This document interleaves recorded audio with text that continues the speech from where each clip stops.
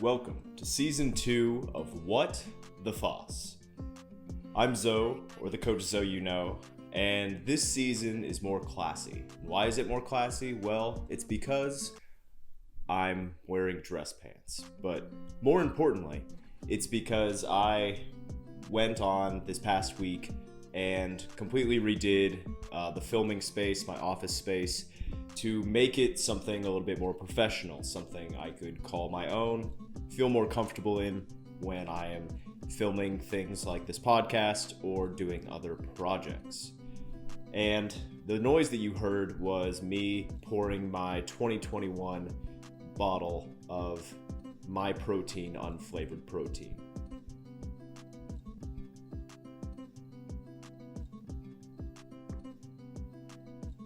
Which you have to adapt to the taste, and it's really not what you expect. But that's kind of the same for fitness in general, because right now the idea of fitness is flawed. It's not really what you think it is, just like this protein shake that looks like it's some Thai chai, vanilla bean, whatever you want to call it, flavor. It's not exactly what you think it will be. It's just unflavored. And some of fitness is kind of that same way, where you think it's something, but it's not actually that thing that you perceive that it is. I'm going to talk about 3 ways that I have seen in mainstream fitness industry and media where fitness is flawed. The first bit is that fitness is all about aesthetics. Now, it's not what it always appears to be. See, I see a ton of hashtags that say Fitspo or Fitspiration or something like that. And my question is, who are you really inspiring? I mean, sure, you showed off your body where you have yourself lean and cut, or you're big and swole, and that's really all that it is. It's just the aesthetics. And if good looks is the only reason that you are doing fitness right now, then you haven't figured out everything that there is to actually have benefits from fitness, which I'll get into a bit more later, both physically and mentally. And the posts that you see on there, when you're maybe not in that shape, it can really bring you down, because you feel like, oh man, I'm not in as good of shape as him, or oh, if you're a girl, I don't have the legs that that girl has, or the stomach that that girl has. And the only reason they're posting that stuff, it's not for you or for your fitspiration. It's for your, actually not even yours, it's for their ego and their vanity. That's the main reason that they're posting pictures and videos of just flexing and not doing anything with it. The way that you can go, instead of thinking about fitness just being a game of aesthetics or looks, is to focus on how you can actually perform with fitness. See, in my business, Foss Movement Training, I work on connecting people through fitness to the activity that they actually love to do. See, one thing I always want to do is go windsurfing. And let's say that was your thing that maybe you want to try. It doesn't care what you look like when you are doing workouts or the full results that you get. It matters that if you feel more confident, more strong, more capable of doing windsurfing when you actually get to practicing the sport of windsurfing. And while looks may come with some of those workouts, it's not your main goal, or it's not the main thing that you have to talk about. So think about that when you're thinking about people posting fitness posts that are all just about aesthetics and their looks, because fitness is not all about that. But most people think, along with the aesthetics and the good looks, is that fitness brings you a life that you've always wanted. And being in fitness, in the fitness industry for about 9 years, I can tell you that it's not. It's basically people try to make the appearance that they're rich or that they're successful or that they're popular. And I even saw a post the other week that was from a friend of mine, and he was talking about the fakery in fitness, and that most people in the fitness industry seem to hold all the keys to success, and that they're not really rich and they're not really famous, and they don't really have that great of lives, so don't post about it. And I was like, hey, wait a minute. No, actually, he's absolutely right. See, even in the fitness industry, you're most of the time, unless you're in upper ownership, upper management areas, even in some of those areas, if you're in the fitness industry, you're overworked, you're usually underpaid, and it's a lot of long hours where most of the time you lose any focus on yourself that you might even have. And when it talks about being rich or successful or popular or anything like that, let's go off the rich bit first. I am absolutely not rich. Most of the stuff in this room is just things that people have given to me, or I got on a huge discount from a thrift shop.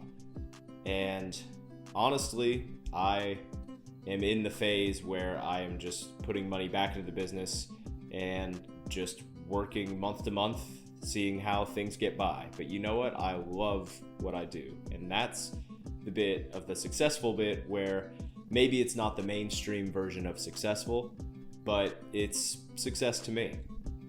I have some good friends in town who still keep in contact and still are able to support how they can, and that I'm able to choose my time accordingly how I want to choose it.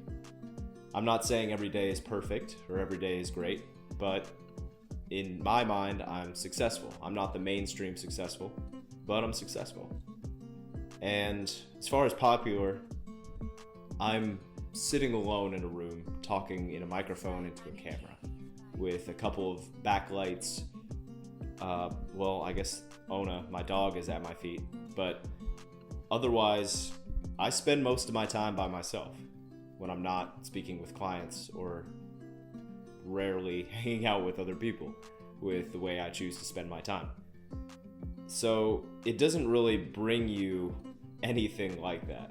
I never want you to think that fitness immediately should bring you everything that you want and that the grass is greener on the other side, because it doesn't. And going along with that, my third and final point is that fitness does not solve all of your problems. Some people make it that once they got into a fitness lifestyle, especially on Instagram, that every day is a beautiful sunny day and they're always keen to work out, and they're all of a sudden they have all the things they wanted and they're going all the places they wanted to go, and everything just seems to work out for them.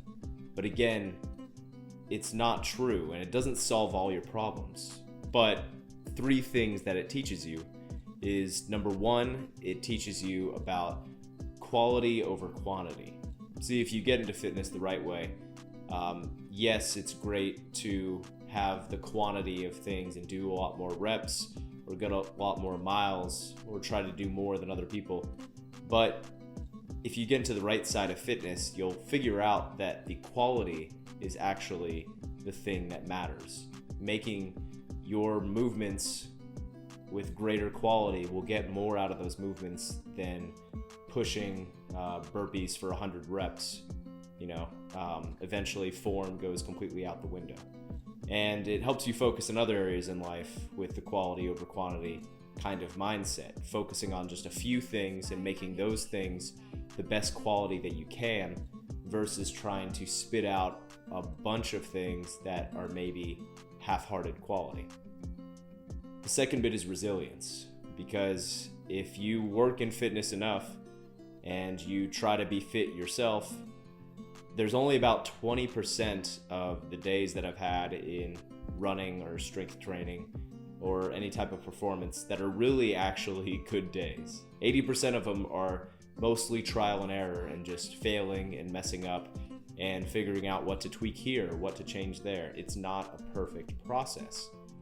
Do you adapt more as you go on? Yeah, absolutely. But the thing is, you have to have that resilience to be able to keep going on. Otherwise, it's just another fad thing that you try and you quit, and you never really know what you'll actually get out of it. Going along with that, the last point is patience.